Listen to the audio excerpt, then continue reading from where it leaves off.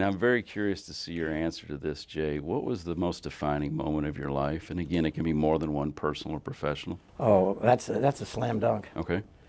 It's when I finally surrendered to my alcoholism Mm-hmm. and humbled myself to admit that I needed help.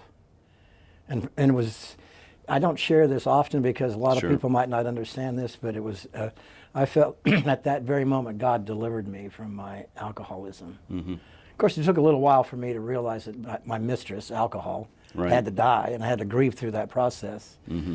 Because she was faithful. She was always there, gave me the same response, never let me down. Yep. But it was through that recovery process that I was able to realize that she had to die.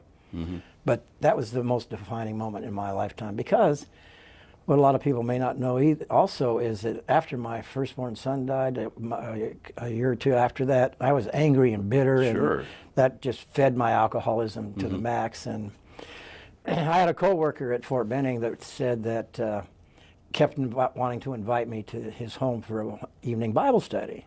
And I kept saying, no, I don't want to go. I'm angry at God. I don't want to even talk about it. Right. He wouldn't leave me alone.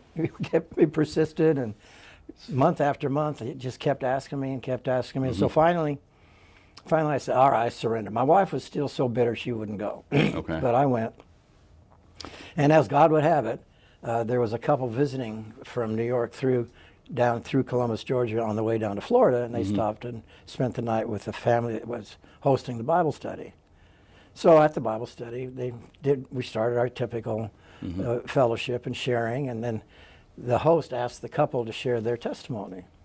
You got it. And the rest is history, so to speak. They shared their experience. They shared their love and understanding of Christ, and how they were able to deal with the death of their firstborn son. Oh, wow. I said, come on.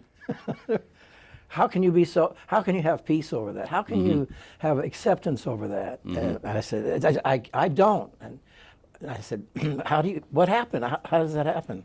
And they said, well, we just accepted Jesus Christ. And I said, well, what do I have to do? They said, well, all you have to do is go into the bedroom with John over here and say the sinner's prayer, and your prayers will be answered. And that's when I became a Christian.